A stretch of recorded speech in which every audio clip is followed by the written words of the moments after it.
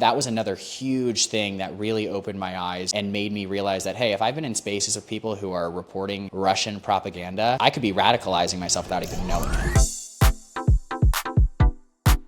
The 2024 election was undeniably the influencer election. MAGA content creators, podcasters, and other independent media played a crucial role in securing Trump's victory. And with Trump in power, these influencers are set to play an even larger role in his administration. One Trump advisor recently talked about replacing all the reporters in the press briefing room with influencers. Clarkson Lawson is one such influencer. Let me tell you why I vote Republican as a gay man. He amassed nearly 850,000 followers on TikTok and over 30 million likes by posting pro-Trump videos on a range of topics. Somebody just tried to Trump. Clearly it was a liberal that attempted it because they missed. If you're voting for Biden after that debate, you have to really hate Trump. But recently, Clarkson had a change of heart. In a YouTube video titled, "Why I Left MAGA, I Regret My Vote," he talks about how he no longer has faith in Donald Trump and the MAGA movement. Today, I'm talking to Lawson about MAGA internet and what happens when a pro-Trump influencer pivots. Clarkson, welcome to Power User. Thank you for having me. I'm excited to be here. Okay, so Clarkson, you started posting content back in 2021, primarily on TikTok, but I know you've expanded onto tons of other platforms. Talk to me about the type of content you were posting back then.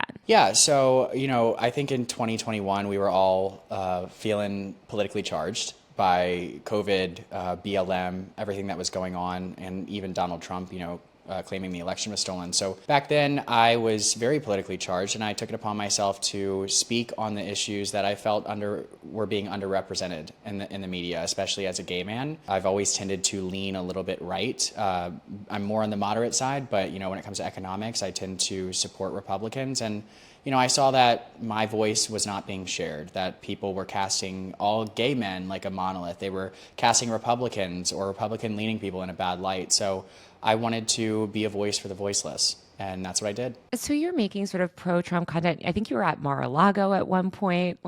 Talk to me about being part of this conservative online ecosystem. I was talking about a range of subjects. I would have articles, probably one of yours at some point in the background of my video, talking about my commentary. I would talk about LGBT issues. I would talk about cultural issues. And I think that just talking about all of these different subjects while also being an outspoken Trump supporter really puts you in it pivots you in this corner as, a MAGA creator.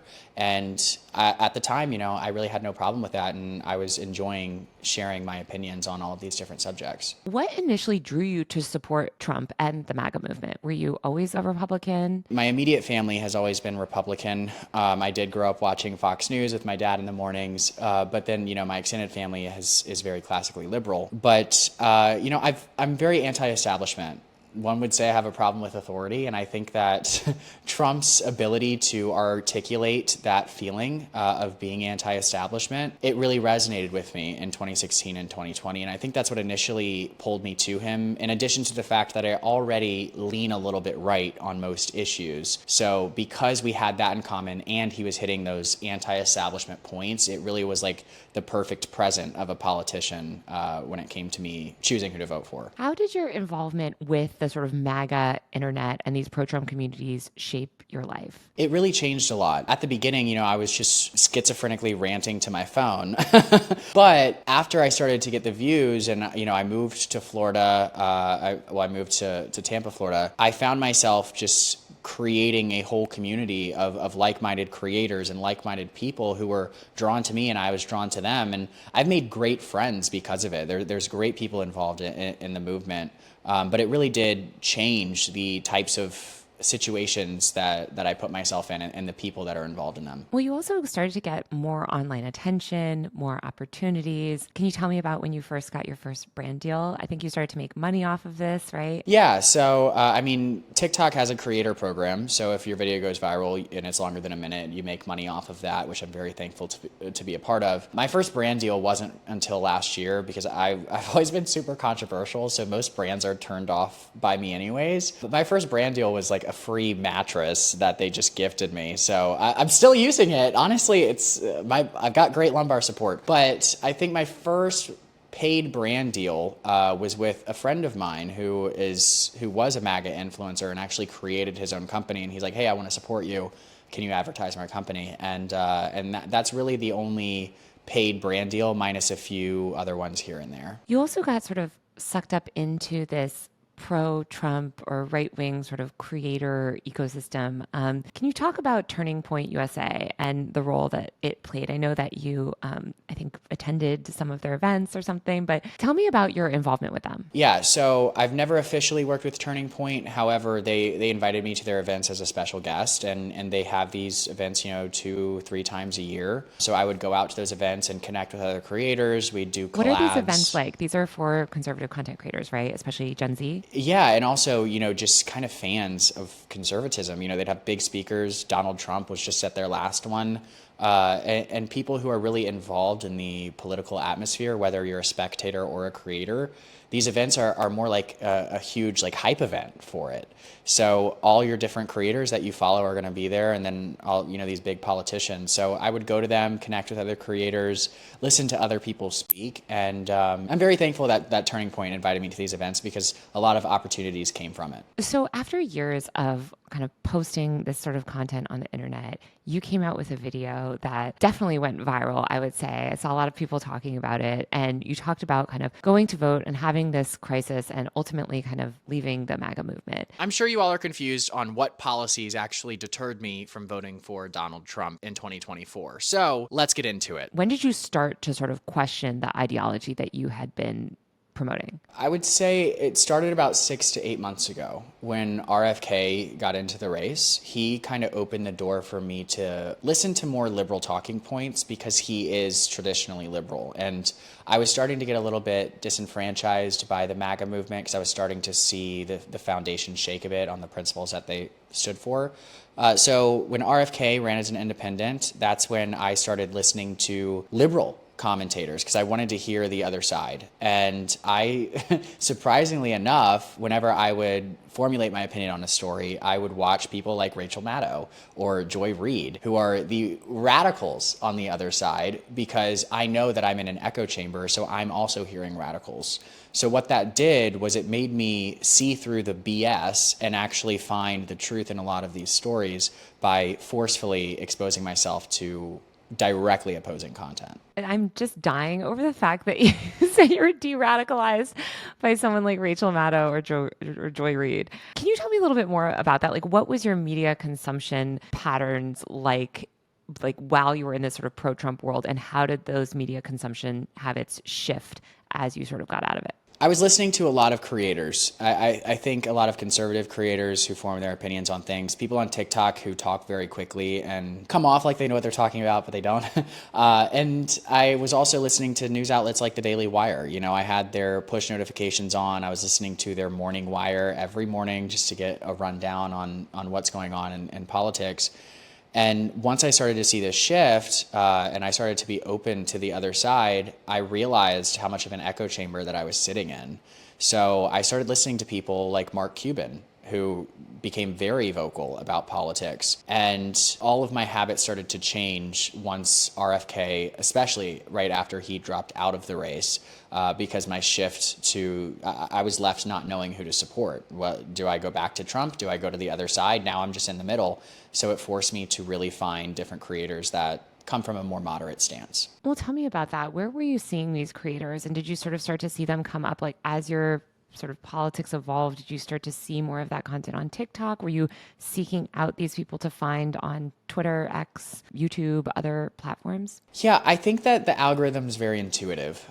So what happened with me is that I was starting to see through a lot of the propaganda on the right, and therefore I stopped engaging with that content.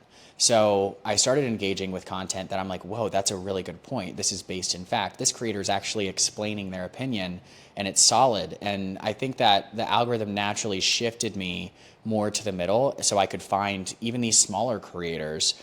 There's one on TikTok, I think her name's like Sarah with a PhD. She's an economist, and I follow her. She's not the biggest creator, but she knows what she's talking about. And there's so many small ones that whether or not you follow them, they might end up on your For You page that are doing great work. So I didn't purposefully make the algorithm shift, but I'm very thankful that it did. I feel like there's so much moral panic around these algorithms and this idea that they're radicalizing everyone. I know YouTube did change their algorithm to sort of actually expose people to more varying viewpoints, to not put people down these rabbit holes. Do you feel like the algorithm almost helped you escape the rabbit hole that you were in? I think the algorithm plays on what you want. And most people want to feel like they're a part of something. They want to find a way to explain what's going on around them and all the tragedy that's happening in the world. So these extreme ideologies are very attractive to them because they give them comfort in assuming they know everything, because it's not comfortable for people to admit that they don't know why things are happening, but they're happening anyways. So I don't think the algorithm's the problem. I think human nature is the problem, and it just plays on that. You also told me, I think last time we were talking about Twitter's community notes feature and how you started to sort of see community notes on conservative posts. Can you talk about that feature and how it maybe changed your perception of the media that you were consuming? Yeah, the community notes feature is one of my favorite things because, there was fact checking a lot during 2020 and 2021, and a lot of that was great work, but a lot of it was faulty.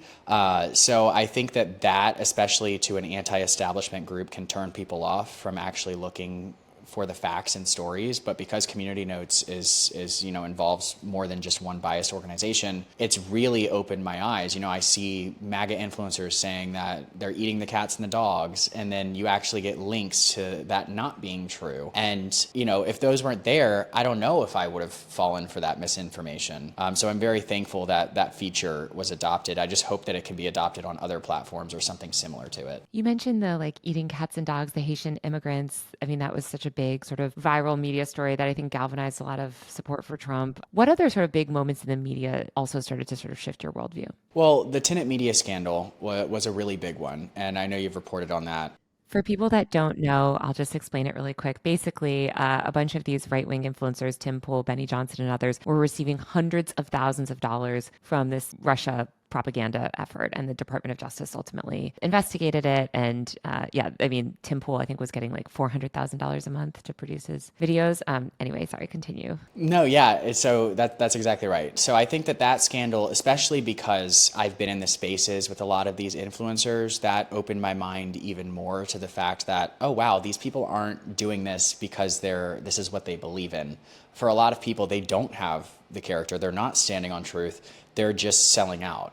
And I think that really opened my eyes to begin questioning things a lot more. So then during the debate, the presidential debate, when Kamala Harris told something to the likes of Trump saying, world leaders want you to be in power because you could be manipulated through flattery, that really stuck out to me. As somebody who'd never listened to Kamala Harris, I always would take the other side. When she said that stuck out to me because, first of all, she was poking Trump's ego that entire debate, and he was acting crazed. So clearly, he's not this strong man who can keep himself composed. Second of all, Trump responds to her and says, oh, well, Putin just endorsed her. And we all know that was just Putin trolling, because if Putin really wanted her to be president, he would be paying Democrat influencers. So I think that was another huge thing that really opened my eyes to the problems in the MAGA movement and made me realize that, hey, if I've been in spaces of people who are reporting Russian propaganda, I might need to put myself in other spaces because I could be radicalizing myself without even knowing it. It's just so funny to hear you say all of this, because it's like, first of all, it is true and it is disturbing. But also, I feel like there was so much panic after the 2016 election from people like Rachel Maddow talking about Russia's influence and all of this stuff. And then it sort of, I don't know how successful those propaganda efforts were, but as you said,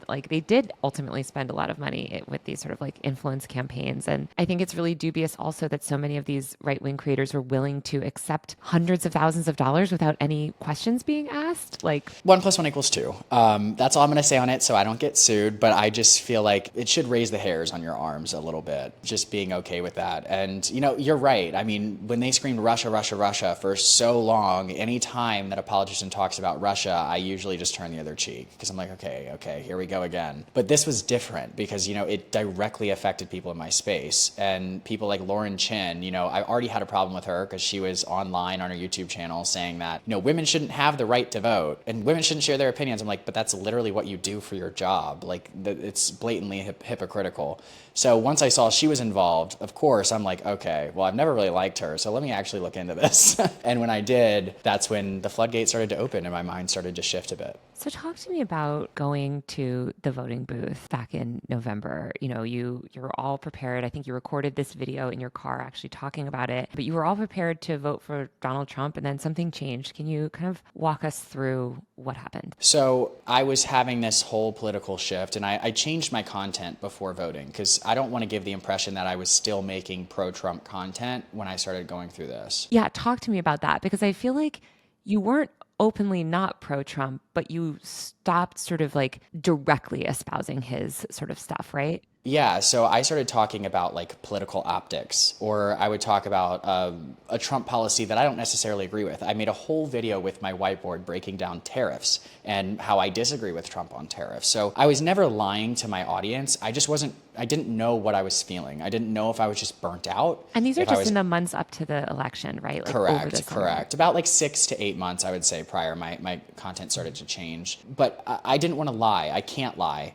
So, because in order to be creative, you have to base it in honesty. So that's why my content shifted. And when I went to the voting booth, you know, I got my mail-in ballot. I circled Donald Trump's name for president. I circled a Republican for the House of Representatives and a Democrat for the Senate because I wanted there to be balance of power. I don't like when one side gets too much. And then I recorded a video, and you can see in my eyes in this video that something is off. It should be insulting to all of us who are filling this out that these candidates and the way they've ran their campaign is enough to win the most powerful position in the world. And I wanted people who felt like I did at the ballot box, who were like, I just don't know why I'm choosing this person, to get a little bit of solace in that video. But in that video, my ballot said Donald Trump. So I walked in to drop it off, and I just was looking at my ballot, and I was like, something feels off. And I'm like, you can't not vote for this man because I can't lie. Like I don't have that in my body. Also, you built your brand around being conservative and pro-Trump. Right. So I knew the grifting allegations were going to come. I knew everything was going to happen, and I'm not going to lie, so I'm going to have to be honest about it at some point. But in an effort to not lie to my audience and not be called all of these names because I'm human and I've changed my opinions on things, I was lying to myself. So I asked them for a new ballot, and then I voted for Kamala Harris for president, and then I voted for a Republican in the House because if you take Trump out, Republicans tend to be a little bit more fiscally conservative, and then a Republican in the Senate. And it took me a little bit to come to terms with that after I left the ballot box, but I felt like I did the right thing by listening to myself rather than what everybody else wanted me to do. So you post this YouTube video, which I think went pretty viral. At least I saw it all over, saying, you know, why I left MAGA and sort of talking about this evolution. What was the response to that video like, especially from conservative internet? It's the left's response in 2020 that conservatives are copying. It's the most shocking thing to me, seeing the allegations that have come out about me, like entirely defamatory things from people I've never met before. And then, you know, people calling me a grifter. But I think the hardest part was that I tend to look at people through rose-colored glasses, I think. And the hardest part was seeing not only a lot of these content creators that I've been in spaces with that I have routinely done things outside of the public eye for that, you know,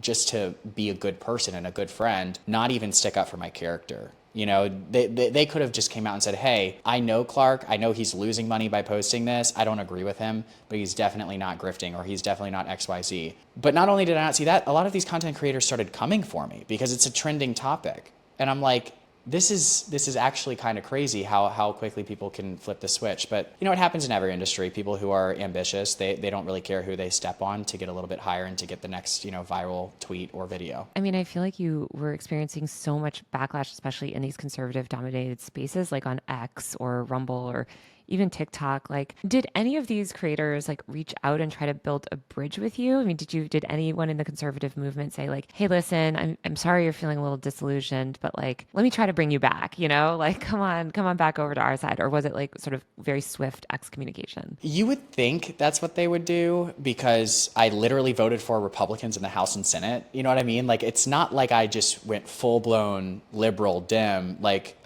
they're acting like I voted for Jill Stein, but you'd think that they would try to like pull me back in and be like, hey, so this is XYZ. But I got a text from creators specifically that I've worked with. I've got 2 creators reached out to me. Out of all the creators that I've worked with, 2 said, hey, are you okay? I don't agree with you, but I totally understand how you're feeling, and I support you having an opinion. And I've been in spaces with 50 to 100 different creators, and I've also gotten nasty messages with them too. But yeah, no, it's very shocking how intolerant this supposed big tent party has become if you don't support Donald Trump. Well, talk to me about the audience as well, because you've cultivated this conservative audience for years now, and many of them discovered you through those original sort of extremely pro-Trump videos back in 2021. How did you go about managing this rebrand, and how have you managed the sort of backlash from your own audience? Not a lot of thought went into it, I'll be honest. So I wasn't really thinking about anything having to do with like a rebrand or things of that nature. I just wanted to be honest, and I know that being honest is a key part of content creation, and being authentic is that. So when I realized that no, this feeling isn't just me being burnt out by politics. I didn't just make a weird mistake at the ballot box. This is who I am. These are my principles that I'm standing on. Now is the time to share it. That's exactly what I did. You also, I think, unlike a lot of other content creators, have a day job. And Yeah. I know you're making money through content creation, but do you feel like having that day job also insulated you a little bit from the fallout of sort of switching sides like this? Oh, absolutely. And I've specifically chosen to keep my day job because of that. I know myself. I know that my opinions change. Even back during the Olympics, the opening ceremonies, how everybody was calling it the Last Supper when it wasn't. It was an actual painting that they were depicting. I posted about that, and I lost like 2,000 followers just saying like, "Hey guys, this isn't the Last Supper." So even since then, I'm like, okay, I know that being dedicated to truth rather than to party, could potentially get myself in a situation that is not a solid foundation to base my career on. So I've kept my 9 to 5 for the specific reason of not having to sell myself out. And I use any other revenue from social media just to save. You know, I came from nothing, and I'm finally being able to build a life where I can have a little bit of security because of social media, but it's not required for me to sustain my living. That said, I want to talk about the sort of dynamics and the very real financial pressure I think that a lot of people feel, and also the amount of money and infrastructure on the right. You posted a tweet where you said, "If I were in this for the money, I'd be licking the feet of conservative organizations just to keep a roof over my head." That's never been the case. Can you talk about this infrastructure on the right and the money and the brands available and kind of how it works in that ecosystem? Because I think a lot of content creators do stay in that world for the financial upside. Yeah, I mean, there's so many organizations that it's not just conservative companies that sell protein powder that you might get a brand deal with. It's Turning Point USA, PragerU, the Heritage Foundation, all of these different nonprofits that may have a political goal that need a messenger for it. They'll reach out and they will pay you to talk about specific issues, or these conservative filmmakers that want to have their films advertised to specific conservative audiences. Being involved in a very tribalistic community that is based on something that you think you all share the same values, it's very lucrative because people are very trusting. They're like, oh, if you're conservative, I trust you, here's my money. And that's why it gets a lot of people stuck in it. And a lot of these companies know that. It's not actually about the values, it's about the market that they've created. Yeah, and the billions of dollars being poured into that market from billionaires also. Correct. Since you've evolved and left sort of MAGA, have you found anything like that? I mean, does that infrastructure exist on the left? I would argue it does not. But have you sort of, what have you encountered? I would counter your argument a little bit by saying that I think the rest of culture is more liberal and more open to. So you're saying like now you can creators. participate in more like mainstream culture. Right. So I don't think that, Pepsi would do a brand deal with me if I was spouting Trump, Trump, Trump. But maybe if I'm like, hey, I'm a liberal and I like Kamala Harris, I think they'd be more open to working with me. So I think that I could go into that arena. I don't think that it's actually going to work for me because I'm still way too controversial. Well, also like those brands fundamentally don't want political creators. Right, correct. So it's like to like depoliticize yourself, you're right. Like you can then work with anyone. But I don't know that there's like, there's not really like the equivalent of like the Heritage Foundations, like the money that they pump into creators, like, or Turning Point for the left. I think the DNC invests in creators more than the RNC does. I would say that is true, but that's the only thing that Democrats do when it comes to investment in creators more than conservatives do. Yeah, that's interesting. I mean, I was at the DNC this year. I think this year they definitely did like make that big effort and really tried. Although they weren't, their choice of creators was quite strange. And also, like, ironically, Republicans have just sort of welcome, like, that just is the Republican and conservative media ecosystem. I don't think they view like this is our creator strategy. Like, it's so intertwined. I mean, I was at the RNC back in 2016 in Cleveland. There was it was all YouTubers and content creators and Vine personalities and stuff, you know? Yeah, I think that was, they did invite me and I declined. But that's because, you know, I was going through this. But yeah, I guess I would see that point when it comes to the RNC too. But I think that conservatives have been on the other side of culture for so long that they created this ecosystem out of necessity, because you weren't hearing conservative ideas in TV shows. And a lot of political programming happens subconsciously. Doesn't actually happen. It's not because you went to PragerU and said, I want to learn about taxes. It's because you watched a TV show that expressed, you know, anti-tax sentiment or vice versa. And then that sort of shaped your opinion on specific policy. And I think that liberals, because in creative industries they dominate those, conservatives feel like their values weren't being seen. So they took it upon themselves to create another market for it. And this is the result. There's an upside and there's a downside to everything. But I will say it's very impressive, the system that they've created. It's massive. Yeah, I think of Adam Faze, the iconic internet entrepreneur. I don't even know how to describe him. He runs a content studio. But he said, you know, liberals own Hollywood and conservatives own the internet, and Hollywood is irrelevant. And I kind of agree with that. When you look back at your content, you know, have you gone back and sort of reevaluated some of the messaging now that you know a little bit more truth around issues like, you know, election fraud or these sort of other culture war type issues? Have you gone back and readdressed any of your 2021 videos or sort of recontextualized any of that old content, or are you sort of just leaving it in the past? So I have not put the content in my videos because I looked different. I didn't have as many muscles. My forehead was big. So I'm like, I don't want to show my old self. But I mean, I still talk about issues and I'm very open. Like if I'm on TikTok live or if I'm making a video, I'll say, hey, like I've changed my position on this. Or if I'm just talking about the election, I'll be like, well, when Trump lied about the election, and then my followers will be like, wait, you switched up. I'm like, yeah, I did, because I was presented with new information. I think the most important thing is, yes, take down videos, obviously, if they're blatantly wrong. But for a lot of creators, if you hyper-focus on every single little mistake that you've made, you're never going to be able to continue to grow and move forward.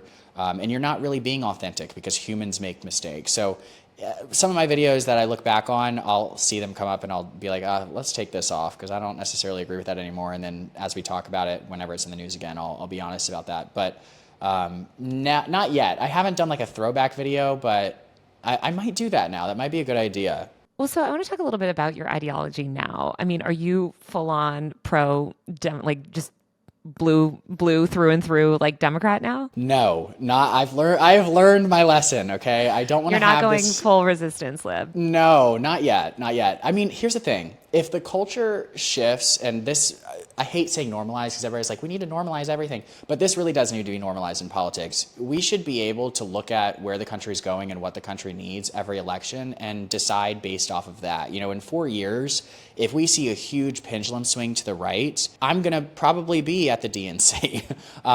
But if we don't see that, and I see that the country needs more balance between liberalism and conservatism, then I'll probably still be situated in the middle. But I think that what the country needs varies. It varies per election cycle. So I'm going to station myself in the middle, and then as those things come up, I'll be blatantly honest and I'll trust my instincts from here on out, because I didn't do that previously. Have you found a new group of content creators to collaborate with? I mean, have you found anyone else that sort of shares your centrist like belief system, or that you know, you align with ideologically these days a little bit more? Honestly, Taylor, I kind of hate people. So like I don't do a lot of collabs.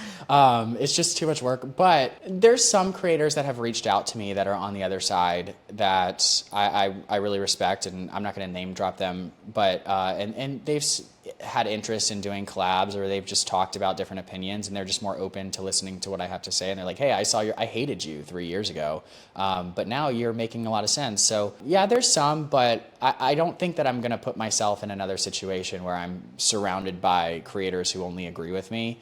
If somebody wants to collab with me that's on the other side of the aisle, either way, then I'll be open to it if I don't deem them annoying. I mean, I feel like so many politicians, the reason they're focused on content creators, for better or worse, especially this past election cycle, is because they're trying to reach Gen Z. And most people, at least the people I talk to under 40, and I think polling backs this up, are super anti-establishment. They really don't like either party. Like they're depressed about the fact that our options are someone like Kamala Harris and Trump. What do you think politicians can do to better connect with people from your generation and maybe get them out of this like rabbit hole of radicalization? Yeah, I think that authenticity is key, and that's really why Trump has had the success that he's had. I don't think his authenticity should be rewarded with the presidency, but he is authentic, and authenticity is magnetic. I know that because whenever I'm being the most authentic online, that's when my videos go viral. And that's really what's being rewarded is people want to see humans in politics. They don't want to see these overly politically correct figures that have rehearsed every single thing they've said in hopes of not hurting somebody's feelings. And I think that being authentic in and of itself is anti-establishment because the establishment is so politically correct. So if you really want to capture my generation's attention, I think that just being honest and being authentic is the key to do it. What advice would you give to other sort of content creators that feel trapped by their brand? Because I feel like, when you build a brand around a certain piece of content, it is so hard to pivot. It is so hard to break out of that. Like, not just because you're getting the financial pressure, the pressure from your audience, but also it's what you succeeded at. And if you do something else, you might not succeed at that. So I guess how do you think people can evolve their brands as their own belief system changes? This is something that I've known could be a possibility that I might not want to talk about politics, 4 years from now. So I have been very meticulous in having two different types of content. I have just like my funny commentary where I'm just like posting for whatever reason, and then I have my political commentary. So I know that people follow me based off of this niche. So if one of my political videos blows up, I will continue to post political content maybe 3 times a week, but then I'll sprinkle in some other content so they get used to it and it's not a big shift for them. And then eventually I get better at making that other content for that other niche, and that becomes my main niche. So I'm constantly evolving my content, but doing it slowly so I don't see a huge drop off if I ever make any changes to the niche that I'm supporting. Where do you see the Clarkson Lawson brand going? Like if we're looking a few years ahead, I mean, where do you see yourself taking this? I don't know. I'm really just trying to get through this last debacle. But yeah, I think that when it comes to politics, most people, I wouldn't say people who work in politics, but most people who genuinely care about politics, they do so because they care about the well-being of others. We just disagree on how we can help other people. And I think that that's where my motivation for talking about politics comes from.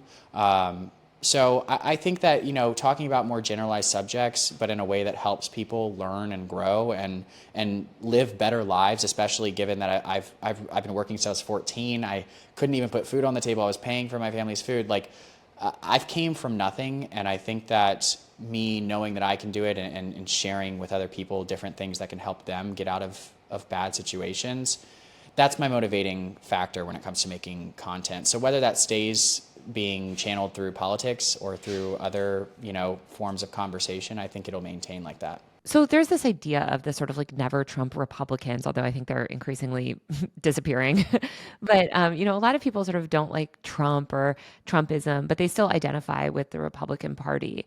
And you talked about kind of losing faith in some of the Republican Party's policies. Were there any kind of specific moments where ideologically you realize that you just don't vibe with kind of what the current version of the Republican Party is pushing? Yeah, I mean, there's economic policy. There's things like capping credit card interest rates. There's tariffs and things like that I don't necessarily agree with. There's that fight over the H-1B visas. The H-1B visas, that's a whole other thing, and I think that what this has to do is populism. And you can only be a populist for so long without having to entirely shift your principles. Trump was a populist in 2016.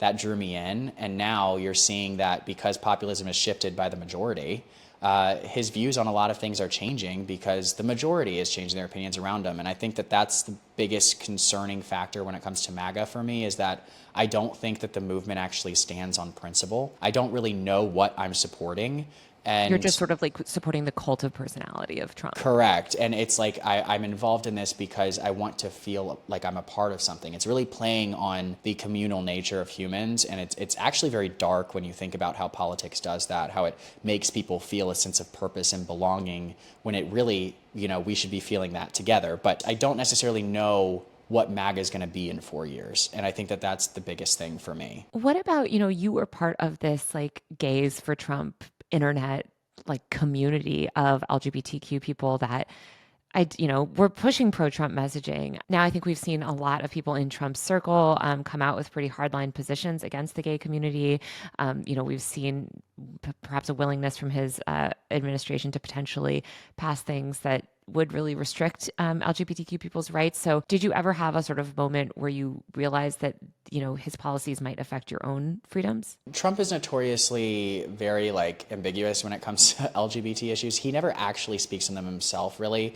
And I did, listen, I was at Mar-a-Lago and he spoke to us about decriminalizing, homosexuality across the globe. And that's something that I care about because we are very privileged in the United States. So I was like, okay, this is great. And I don't necessarily think Trump is the problem. I think Trump being a populist is, because you're seeing as, MAGA's opinions change and they become the majority, a lot of these figures who are very anti-gay are coming out of the woodworks and they're expressing their sentiment. I think those aren't necessarily the majority opinions, though, because when you poll people about things like LGBTQ rights, most people support those. It's really just this sort of hardline people within the far right that don't. Right. And I think that politics attracts naturally more extreme people. So the main public isn't really indicative of what the party is believing. Because the people who are working in the party tend to be a little bit more radical than the average person who's just working a corporate job. Which has also cultivated that radicalized base. Right, exactly. And I think that my problem is that because Trump's opinions are dictated by the majority and what he thinks will be but it's not the majority, right? It's dictated by this very the majority vocal... that he surrounds himself with is what I'm saying. Yes. Because that, under his impression, that may be the majority. Of the 10 people that he's sort of listening to all the time. Yeah. The majority of the party. Yeah, I see a shift, and that's what I get worried. I don't think it's the majority now, but I can see in 4 years it very well could be. And I don't want to support a candidate that could potentially shift on those issues or doesn't actually have principles that they're following, because I know how culture shifts and changes. Yeah, I mean, what did you make of it when these big sort of anti-gay Trump influencers starting to get more power? I'm thinking of people like Libs of TikTok or the Gays Against Groomers account, which has also now sort of come out against a lot of just plain old gay people.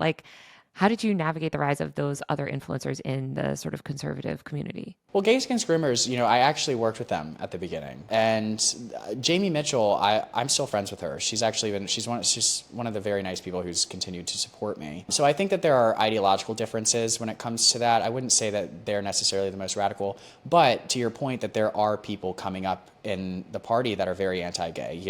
To me, the hairs are starting to stick up. I'm like, okay, I can see where culture's going. And that's why it does worry me. Now, I'm not somebody who lives in a victim complex.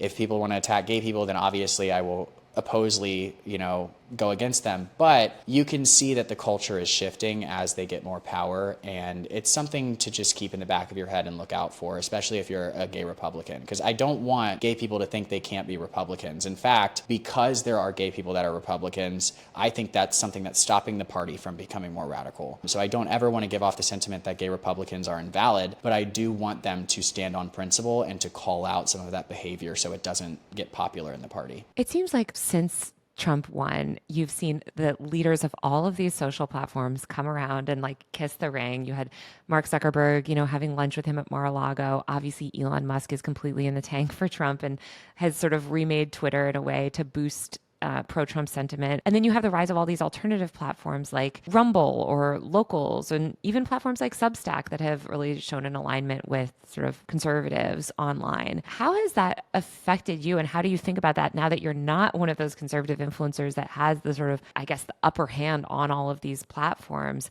How are you thinking about the platform ecosystem? Does it worry you now that you've sort of left this movement that's about to get power? They're about to have power for the next 4 years. Yeah. And you just left it.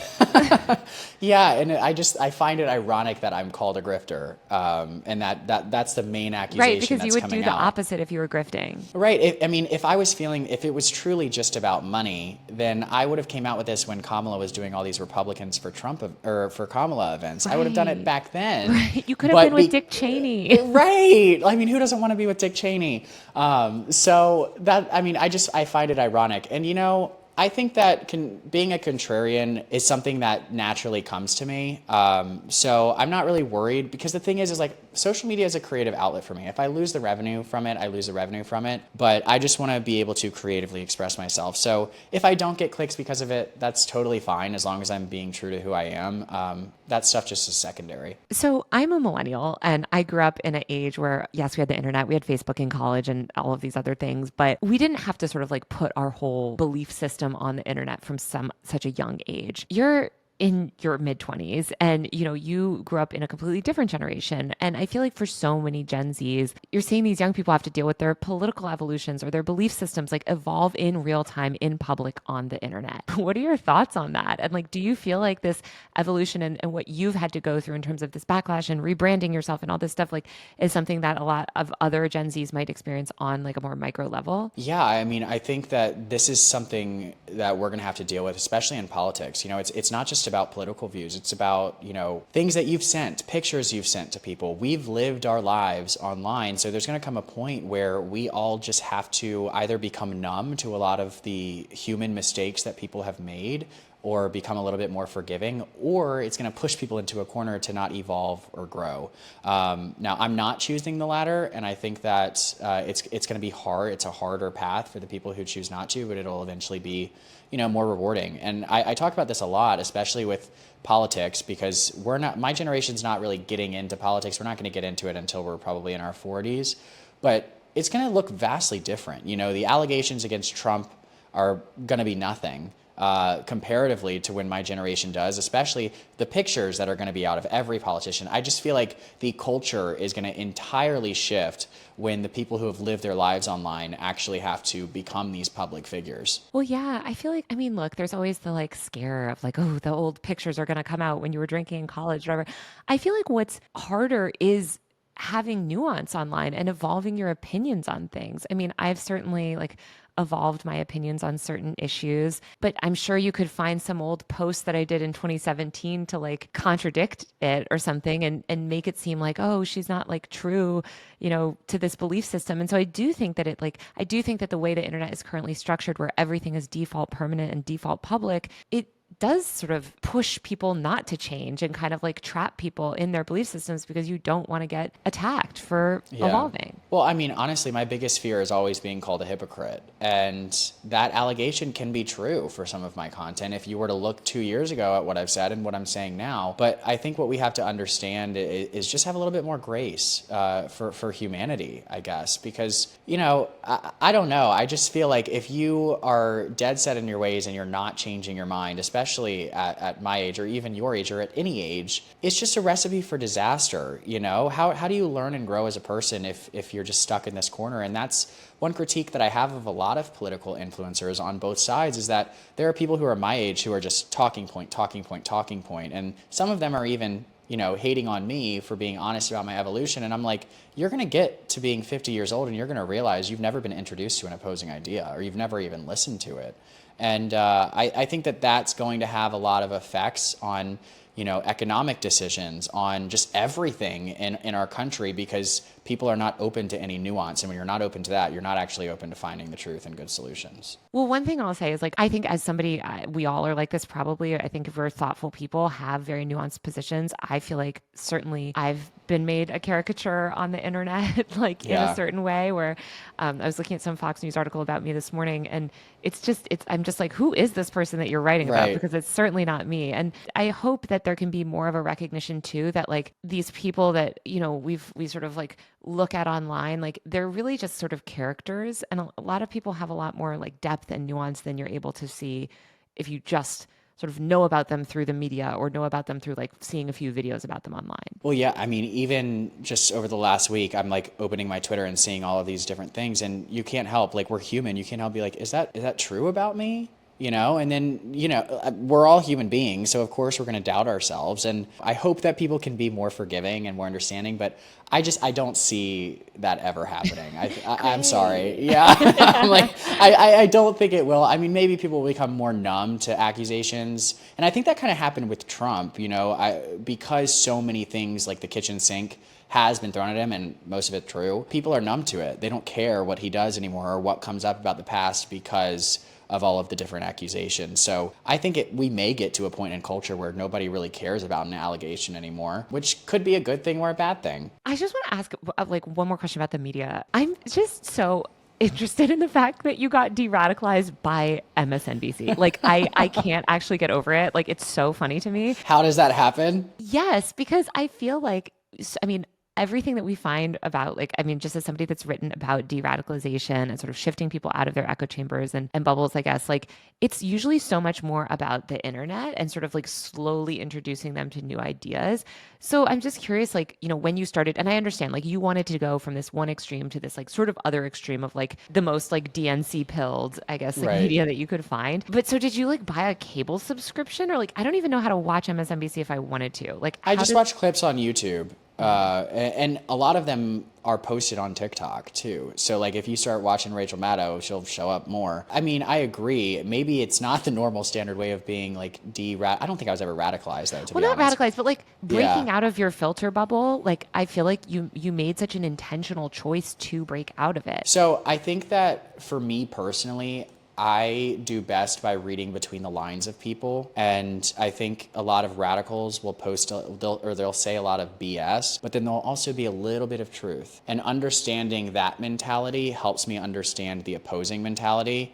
And then I'm able to actually find out what the truth is when it comes to these political arguments. When Joy Reid talks about racism and she's saying, if she were to say all white people are racist, I don't know if she's ever said that before. I don't know. I don't want to get sued. And then, somebody on the other side says that XYZ, you can kind of find the seed of where that idea is coming from. And then you can understand both of those people, which forces you to understand those ideas more. One thing that I feel like you didn't talk about when you're talking about getting off of this MAGA pipeline is journalism. Traditional journalists, I think, have tried so hard to report facts about stuff and really haven't broken through. I would argue they're increasingly irrelevant. It makes me sad. I'm a journalist too, so I feel like I can say this. But I'm being real. This is literally why I left traditional media, although I still freelance in it. Is to try to reach more people online. But why don't you think? Why don't I look to journalists? Why can't journalists fix this? I feel because nobody wants to hear from them. The thing about journalists, and I think this is the main problem with the way people perceive them, is that I think their biases are not put on the front for a reason, but it's less trusting. I would much rather listen to somebody who I entirely disagree with, spew their opinions, some of them being false, and then understand that person a little bit more, because at least they're being real. And it's not to disrespect any journalists, because obviously I do still read some journalists, and I appreciate that. But I think that a lot of that the whole thing is built on obscuring, pretending right. You don't the have an trust for opinion. journalists has been destroyed in the public because they've weaponized that trust to push their own biases. And because of that, nobody trusts them at all. I would love for there to be a happy medium where and there's this one website that tells you what way you're a journalist or what way it's website is so broken. Though. Okay, I've never used it. I'm just saying the ideas there. I don't even want to name that. The irony is you sort of have to know the journalists, because Right. you can't really say an outlet is, certain outlets do push certain ideologies undeniably, they have certain worldviews and editorial views. But if you're reading someone at the New York Times, if I'm reading something from their tech section by, I don't know, some of the many reputable journalists there, it's very different than reading something by somebody like David Leonhardt, who is lying constantly and yet publishing it as news articles. And same thing with even where I used to work, right? At any of these places, I'm I know my colleagues. Some of them are incredibly trustworthy. And then you have some random person on the opinion page that's spouting nonsense that's framed as news. But I agree with you.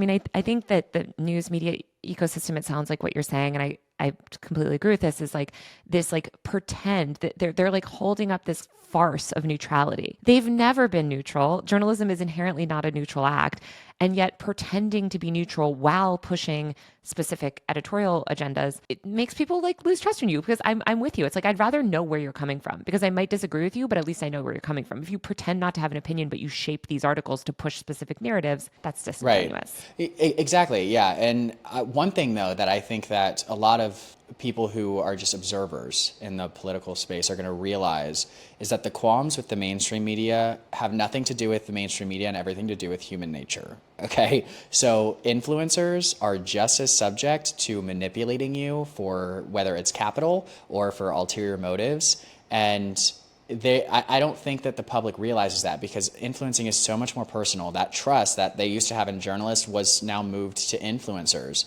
But there's going to come a point where they're going to be like, oh my gosh, the bubble has broke and these influencers are also lying. So hopefully that just demands more and more authenticity from people who are talking about different subjects. But I wish they would open their eyes to people who are truly manipulating them for money and clout, because it's not the ones who come out after the election and lose money by being honest. It's the ones who are still pushing it. And it's not the journalists making like $65,000 a year to try to Right. like expose financial crimes. Like, it's just, it's like, yes, do people go on cable news? Like, yes, there are terrible, reprehensible media figures, but there's also like really hardworking journalists that don't have financial incentives. And yeah, I thought actually Andrew Callahan of Channel 5, like his video, he made this Instagram video that came up on my feed the other day and was talking about this exact issue.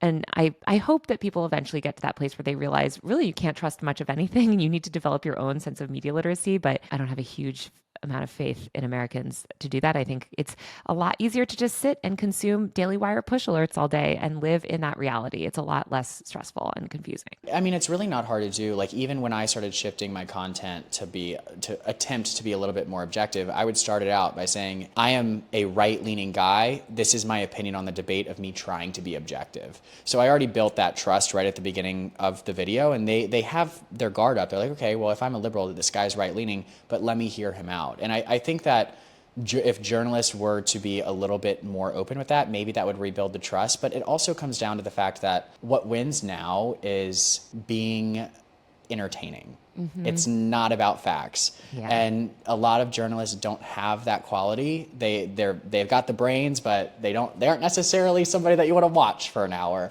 So I think that finding a way to incorporate these journalists into the media sphere, especially with these influencers, whether it's like working with influencers to make sure they're reporting on the right things, that could be a solution. But charisma is not something that, that really exists. It's not something everyone has. Yeah. I certainly struggle with it myself. No, not at all. You're entertaining. Well, Clarkson, thank you so much for chatting with me today. Thank you for having me. We'll talk soon. That's all for the show. You can watch full episodes on my YouTube channel at Taylor Lorenz. Power User is produced by Travis Larchuk and Jelani Carter. Our executive producer is Zach Mack. If you like the show, give us a rating and review on Apple Podcasts, Spotify, or wherever you listen. In the meantime, subscribe to my tech and online culture newsletter at usermag.co. That's usermag.co. See you next week.